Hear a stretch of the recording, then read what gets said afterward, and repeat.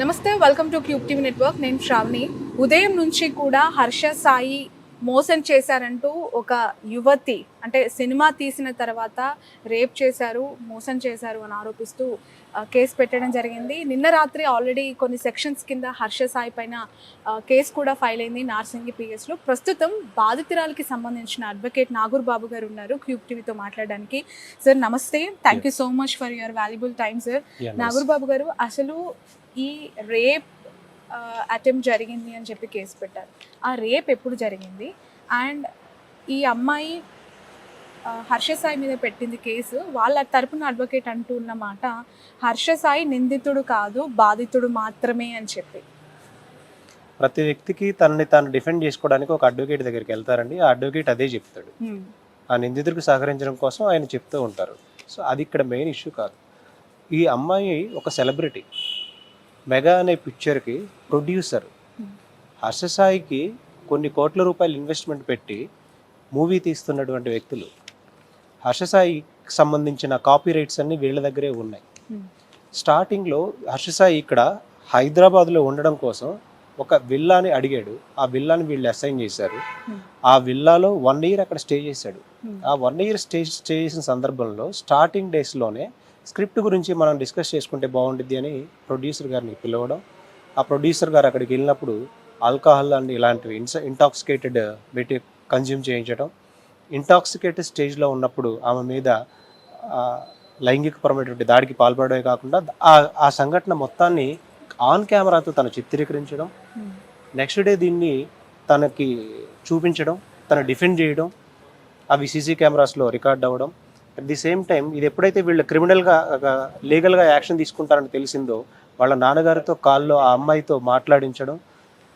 పెళ్ళి అనే పేరుతోటి నీకు సెలబ్రిటీ స్టేటస్ ఉంది, తనకి సెలబ్రిటీ స్టేటస్ ఉంది, మీరు మూవీ తీస్తున్నారు, సో మీరు ఇప్పుడు డిఫేమ్ అయిపోతే తన సెలబ్రిటీ స్టేటస్ తగ్గిపోతుంది, మీది తగ్గిపోతుంది, సో మీకు పెళ్లిగా నేను మాటిస్తున్నాను, హామీ ఇస్తున్నాను, హర్ష సాయి నాతో అన్ని విషయాలు మాట్లాడాడు కాబట్టి మీకు పెళ్ళి అనే దాన్ని నేను చేస్తానని ఆయన కమిట్మెంట్ ఇవ్వడం జరిగింది కాల్లోనే. అండ్ ఆ మాటలు నమ్మి తిను నిజంగానే తనను ప్రేమించడం అనే కాన్సెప్ట్లోకి వెళ్ళడం మొదలుపెట్టింది. ఆ తరువాత మూవీ షూట్ స్టార్ట్ అయింది.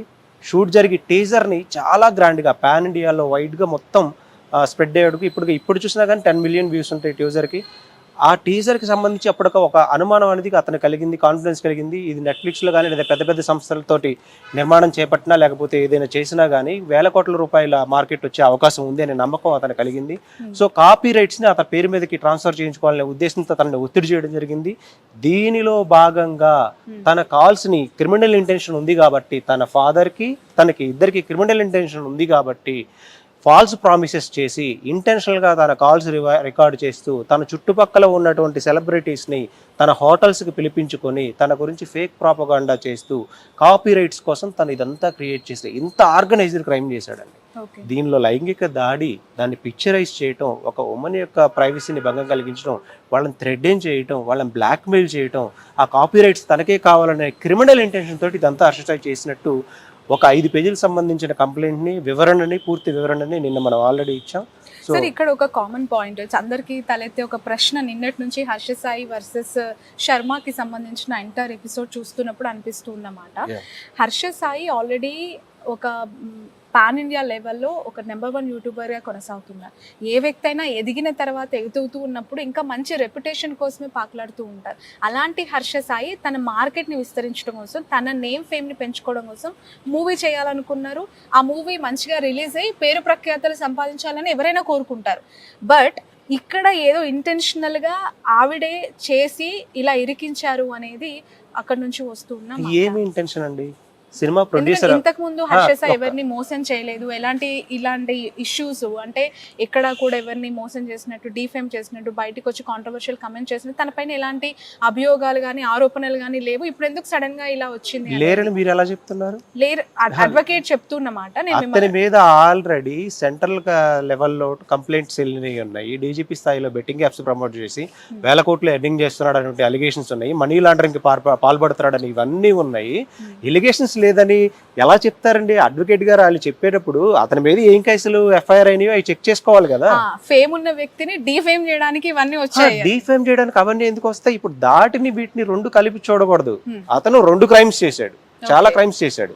బెట్టింగ్ మాఫియాతో కొలాబ్ అయ్యి వేల కోట్ల ట్రాన్సాక్షన్ చేసిన మనీ లాండరింగ్ నేరాలకు పాల్పడ్డాడు. కానీ ఇది దానికి సంబంధించిన కేసుల గురించి ఇవన్నీ కలిపి మాట్లాడకూడదు. That is completely different. But పర్టికులర్గా ఈ కేసుకు సంబంధించి ప్రొడ్యూసర్ని ఎలా యూజ్ చేసుకున్నాడు, ప్రొడ్యూసర్ చేత ఎంత ఇన్వెస్ట్మెంట్ పెట్టించారు. మీరు ఒకసారి మెగా టీజర్ చూడండి.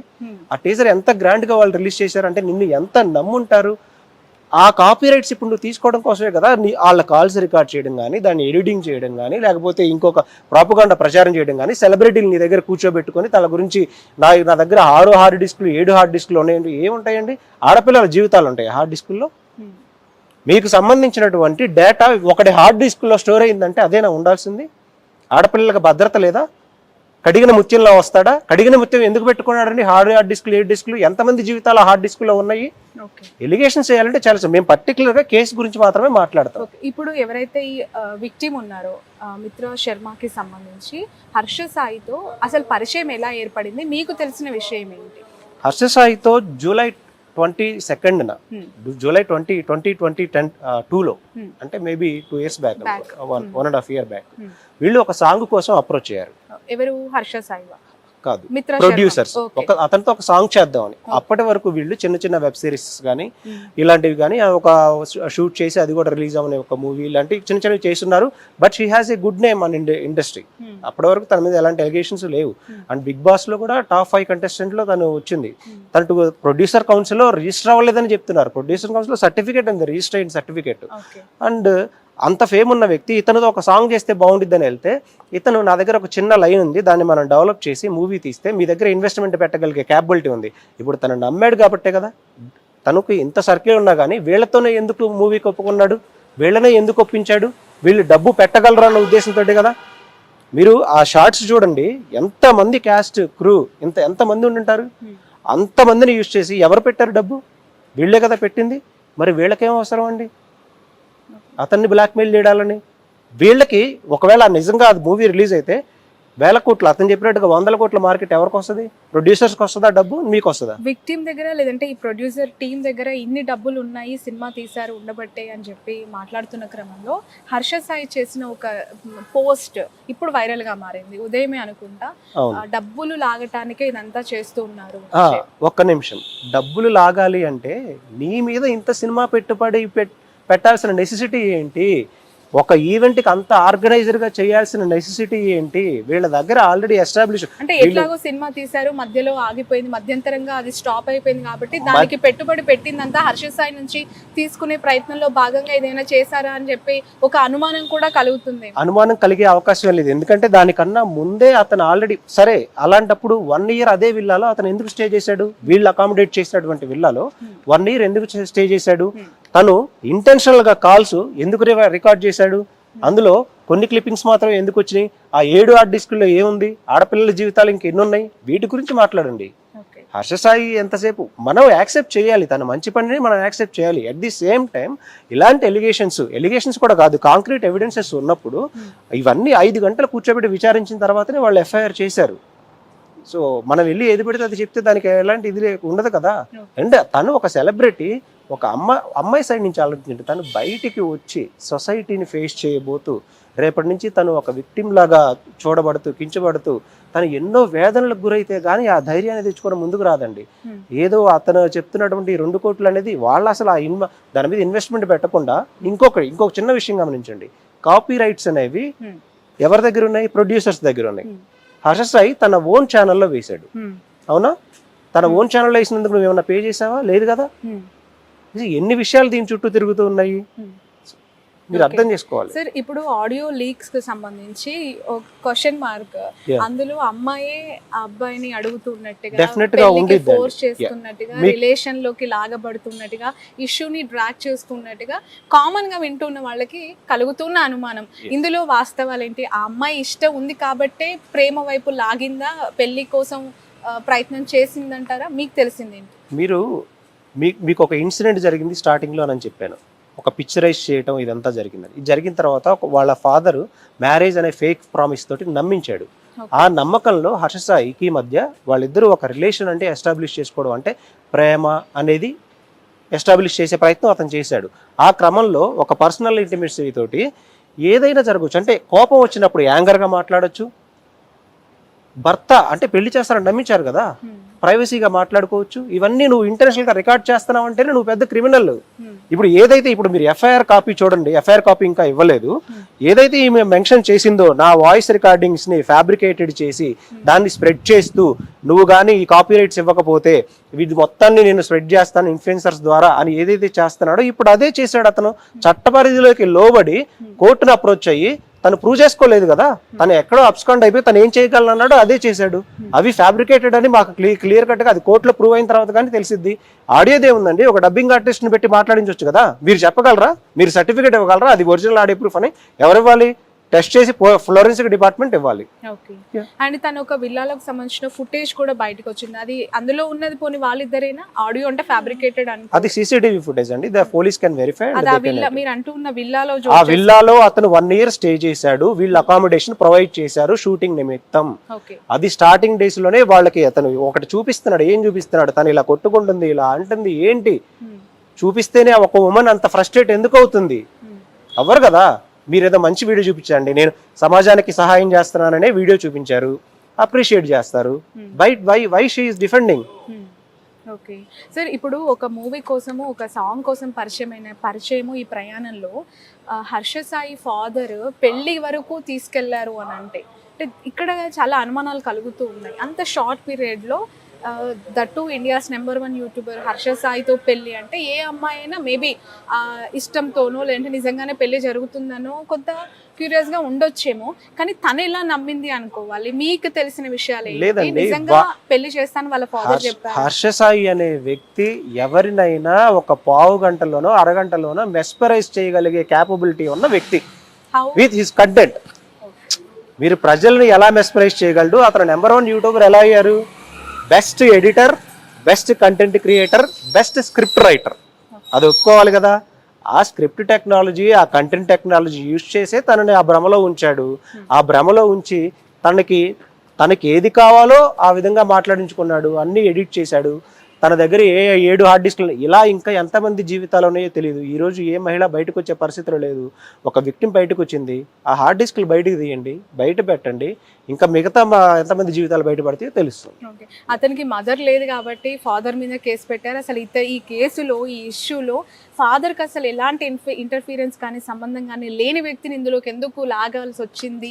ఇక్కడే అనుమానాలు కలుగుతున్నాయనే ప్రశ్న కూడా ఉత్పన్నమవుతుంది. సంబంధం లేదని ఎలా చెప్తారండి?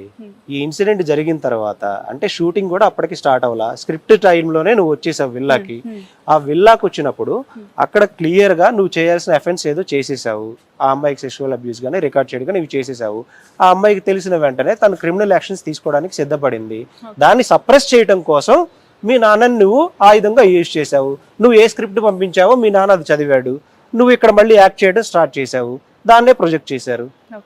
తనకు కావాల్సిన పని తను చేయించుకున్నాడు.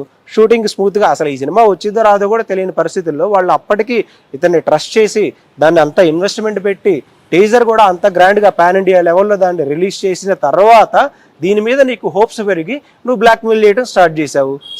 మీకున్న రైట్స్ నాకు ఇచ్చేయండి అని. ఏ నెట్ఫ్లిక్స్ లో అమ్ముకుంటే 100 కోట్లు వస్తాయనే కాన్ఫిడెన్స్ అతనికి వచ్చింది కాబట్టి సో ఈ రూమర్స్ అన్ని క్రియేట్ చేసి వీళ్ళ మార్కెట్లో డిగ్రేడ్ చేసేసి ఆ రైట్స్ ని ఎలా తెప్పించుకోవాలనే ప్రయత్నంలో అతను క్లియర్ గా కాంక్రీట్ ఎవిడెన్స్ అని మనకి కనిపిస్తూ ఉన్నాయి. నాగూర్బాబు గారు సోషల్ కాజెస్, సోషల్ ఇష్యూస్ పైన నిరంతరం తన వీడియోస్ ఉంటూ ఉంటాయి. చాలా మంది ఆర్ఫన్స్కి, పూర్స్కి వీధుల్లోకి వెళ్ళి ఆయన లైక్ హెల్పింగ్ చేస్తున్న వీడియోస్ మనకి కనిపిస్తూ ఉన్నాయి. సో ఇలాంటి ఒక హర్ష సాయి ఇలా చేసుంటాడా అనే కామన్ క్వశ్చన్కి యాజ్ ఏ అడ్వకేట్గా, బాధితురాలి అడ్వకేట్గా మీరేం చెప్తారు? ఇప్పుడు మీరు అసలు ఇది అతను బై బర్త్ ఏమైనా కోటీశ్వరుడా? వాళ్ళ ఫాదర్ ఏమన్నా కోటీశ్వరుడా? కాదు, ఒక్క నిమిషం చెప్తానండి. నేను చెప్తున్నాను, మీరు అడిగిన దానికి సహాయం చేస్తున్నాడు అంటే ఫ్రమ్ ఎలా అతను మార్కెట్ చేస్తున్నాడు? అడ్వర్టైజ్మెంట్స్ ద్వారా. అది ఎలాంటివి? ఇండియాలో బ్యాన్ చేయబడినటువంటి ఇల్లీగల్ బెట్టింగ్ యాప్స్ ని ప్రమోట్ చేయడం ద్వారా. దాని మీద స్టేట్ వైడ్ గా రప్చర్ జరుగుతూ ఉంది. స్టేట్ వైడ్ గా కేసులు అతని మీద ఫైల్ అవుతూ ఉన్నాయి. దాని నుంచి కోట్లు ఎలా మనీ లాండరింగ్ చేస్తున్నారో దాని గురించి జరుగుతూ ఉంది. వాటన్నిటిని వదిలిపెట్టి ఎవరికో తీసుకెళ్ళి 1 లక్ష రూపాయలు ఇస్తే దాన్ని మనం ఎక్కువ ప్రాజెక్ట్ చేస్తున్నాం. కానీ దాని బ్యాక్గ్రౌండ్ ఎలాంటి మాఫియా ఉందని మనం ఎందుకు ఐడెంటిఫై చేయలేకపోతున్నాం? అవి ఐడెంటిఫై చేయండి ఫస్ట్. అతను ప్రమోట్ చేసిన యాప్స్ కానీ ఇవి కానీ ఇల్లీగలా లీగల్ అనేది క్లారిటీ తీయండి. అతనికి అంత ఇన్కమ్ ఎలా వస్తుందో వెరిఫై చేయండి. ఇప్పుడు సార్, ఇప్పుడు మ్యాటరు అతను సంపాదించిన సంపాదన ఎలా వచ్చింది, ఏ రూట్స్ లో వచ్చిందన, అమ్మాయికి ఎలా న్యాయం జరుగుతుందని దేని గురించి మనం ఇక్కడ ఎగ్జాక్ట్లీ మాట్లాడుకోవాల్సిన అవసరం. 2 క్రైమ్స్ అండి ఇవి. ఒకటి మనీ లాండరింగ్ నేరాలకి మీరు పాల్పడ్డాడు. పెట్టిన అంటే ఈ కేసుకు సంబంధించి కాదండి. మీరు అడిగారు కాబట్టి హర్ష సాయి మంచివాడు, అంత డబ్బు ఉంది, అంత సహాయం చేస్తున్నాడని కామన్ పీపుల్ ఏదైతే అనుకుంటున్నారో ఊరక ఎవరు కదా. ఇప్పుడు 1 లక్ష రూపాయలు మీరు ఇచ్చారు అంటే యు ఆర్ గెట్టింగ్, అది చూపించుకొని నువ్వు ఇల్లీగల్ యాక్టివిటీస్ పాల్పడుతూ కోట్లు సంపాదిస్తున్నావు కాబట్టి 1 లక్ష రూపాయలు ఇస్తున్నావు. వితౌట్ కెమెరా నువ్వేమీ ఇవ్వవు, అంతే కదా. క్లియర్గా ఇంటెన్షన్ అర్థమైపోతుంది.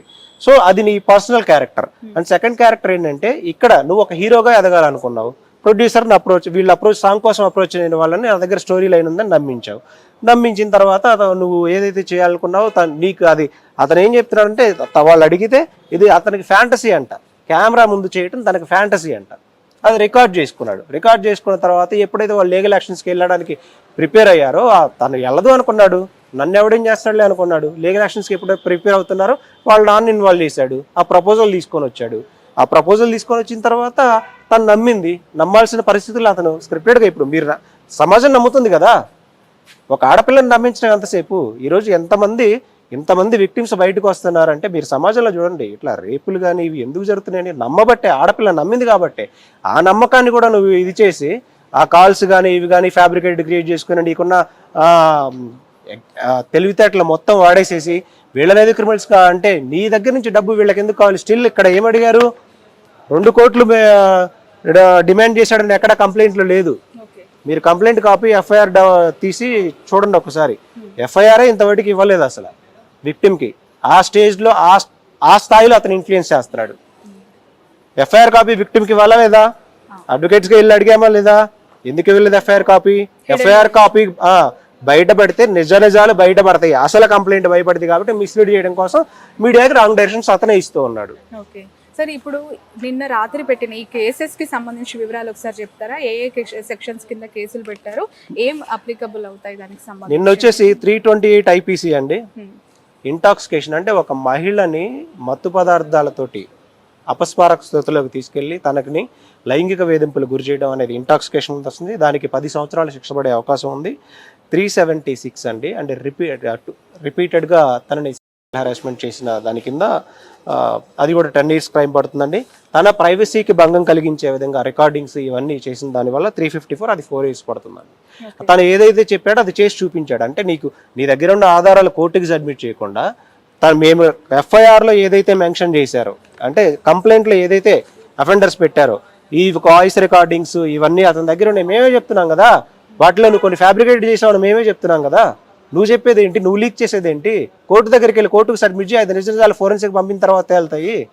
సరే, ఇప్పుడు ఇంతకాలం తర్వాత తను మత్తు పదార్థం ఇచ్చి లైంగికంగా వేధించారు, రేప్ అటెంప్ట్ చేశారు అని చెప్పి పెట్టింది కదా కేసు. అది ఆ పర్టికులర్ ఇన్సిడెంట్ జరిగినప్పుడు ఎందుకు పెట్టలేదు అని ఇంకో ప్రశ్నకి సమాధానం. పర్టికులర్ ఇన్సిడెంట్ జరిగి పెట్టే సందర్భాల్లోకి వెళ్ళేటప్పుడే మీ నాన్నగారిని ఇన్వాల్వ్ చేసి మ్యారేజ్ ప్రపోజల్ తీసుకొని వచ్చాడు కదా. మళ్ళీ నమ్మింది కదా అమ్మాయి. నమ్మి పెట్టే మళ్ళీ నీ మీద డబ్బు పెట్టి ఇంత సినిమా తీశారు కదా. సార్, ఇప్పుడు ఫైనల్ గా తన వర్షన్, అంటే మిత్రా శర్మ వర్షన్ ఏంటి, తను ఏం కోరుకుంటుంది? ఎందుకంటే ఈ కేసులో తన మీడియా ముందుకు వచ్చి మాట్లాడే పరిస్థితిలో లేదనుకుంటా. యాజ్ వెల్ హర్ష సాయి అడ్వకేటే దీనికి సంబంధించి రెస్పాండ్ అవుతూ ఉన్నారు. సో మేము అడిగింది ఒకటే అండి, తనకి డబ్బు అనేది నథింగ్.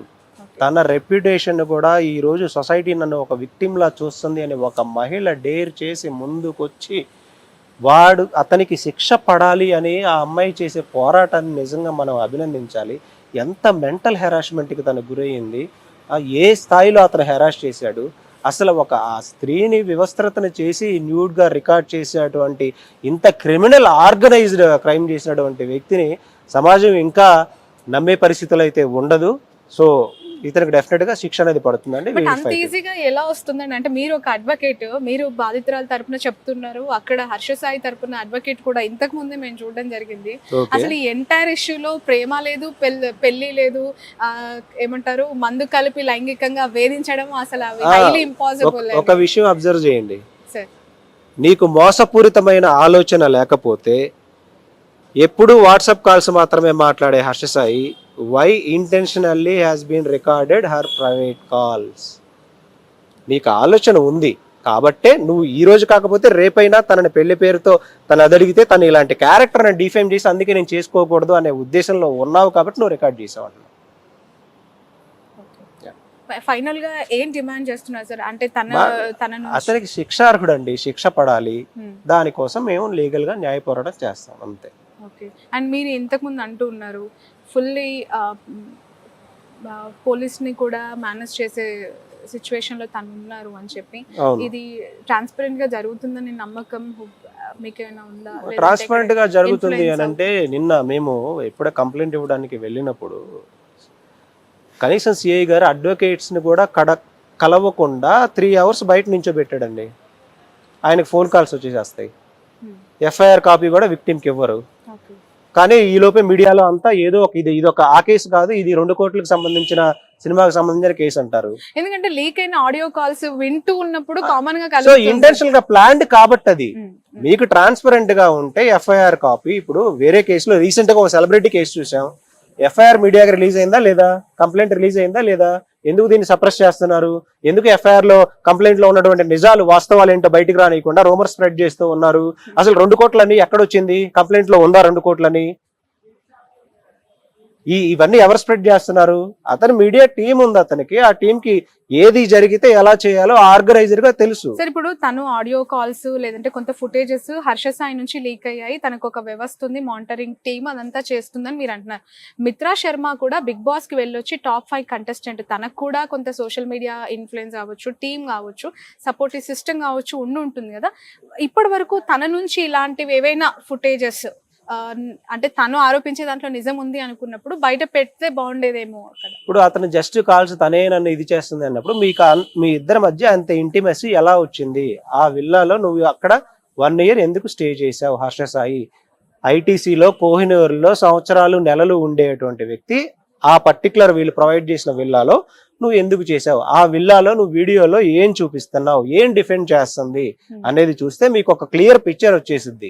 ఆ తర్వాత అది చేశాడు కాబట్టి సీసీ కెమెరాలో ఆడియో ఎలా ఉండిద్దండి? మీరు జరిగింది చెప్పండి. సీసీ అది దానికి ముందు రోజు అతను నేను చెప్పిన విధంగా ఏదైతే ఎలిగేషన్స్ వస్తున్నాయో, ఎలిగేషన్ కూడా కాదు, అది క్లియర్ గా జరిగింది కాబట్టి కంప్లైంట్ కాపీ లేదు. అంటే యాజ్ అడ్వకేట్ గా నేను కూడా చెప్పలేకపోతున్నాను అండి ఆ వేని. అంత దారుణంగా ఇందులో మనము ఒక మహిళకు సంబంధించినటువంటి విషయాలు ఉన్నాయి. కంప్లైంట్ లో తను ఏమైనా ఆధారాలు చూపించగలిగిందా సార్ మీకు తెలిసి? తను ఇప్పటివరకు తన ఆధారాలన్నీ అవి మాకు నోటీస్ ఇచ్చారు, అవన్నీ మేము ప్రొడ్యూస్ చేస్తాము, కోర్టు పరిధిలోకి వెళ్తాయి అవన్నీ. అది ఫర్దర్ ఇవ్వండి. ఫస్ట్ ముందు అతన్ని ఈ సెక్షన్స్ ప్రకారం అరెస్ట్ చేయాలి. మన డిమాండ్ అది. ఒక విక్టిమ్ ఇలా బాధపడుతూ సమాజంలో నుంచి బయటికి రాలేని స్టేజ్ లో ఉన్నప్పుడు అతన్ని అరెస్ట్ చేసిన తర్వాత ఇవన్నీ కోర్టు ప్రొసీడింగ్స్ లో వచ్చేసేస్తాయి. అంటే ఎవిడెన్స్ చూపించిన తర్వాత అరెస్ట్ చేయాల్సి ఉంటుందేనా, ముందే అరెస్ట్ చేసిన తర్వాత కోర్టుకు సమర్పించాల్సి ఉంటుంది? ఎందుకంటే అతన్ని అరెస్ట్ చేయాలి, ఎవిడెన్సెస్ కూడా వాళ్ళు కొన్ని ఆల్రెడీ ఎంతో కొంత నిజం ఇందులో ఉంది అని నమ్మి వాళ్ళు కొన్ని ఎవిడెన్సెస్ ఇస్తున్నాం కాబట్టి వాళ్ళు ఈ సెక్షన్స్ మెన్షన్ చేశారు, లేకపోతే చేయరు కదా. Okay okay. సో తన సిచ్యువేషన్ ఏంటండి మిత్రా శర్మ గారి? మెంటల్ గా ఈ రోజు ఒక విక్టిమ్ నిజంగా ఒక మహిళ తన ఇవన్నీ ఉన్నాయని బయటికి వచ్చి చెప్పుకొని ఎన్నోసార్లు తన సూసైడ్ థాట్స్ కూడా వచ్చిన సిచ్యువేషన్ ఉంది. ఓకే.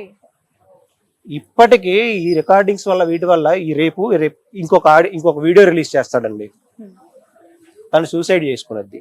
ఏంటి బాధ్యత? మహిళలు ఎంత సెన్సిటివ్ గా ఉంటారు, ఎవరిది బాధ్యత? అంటే నువ్వు నీ క్రైమ్ని, ఆర్గనైజ్డ్ క్రైమ్ని ఎదుటి వాళ్ళ మీద రుద్దడం కోసం నువ్వు ఏ స్థాయికైనా దిగజారిపోతావు. వాళ్ళని బ్లాక్మెయిల్ చేయడానికైనా, బెదిరించడానికైనా, వ్యవస్థలను మ్యానిపులేట్ చేయడానికైనా, ఎఫ్ఐఆర్ కాపీని సప్రెస్ చేయడానికైనా, ఎఫ్ఐఆర్ కాపీని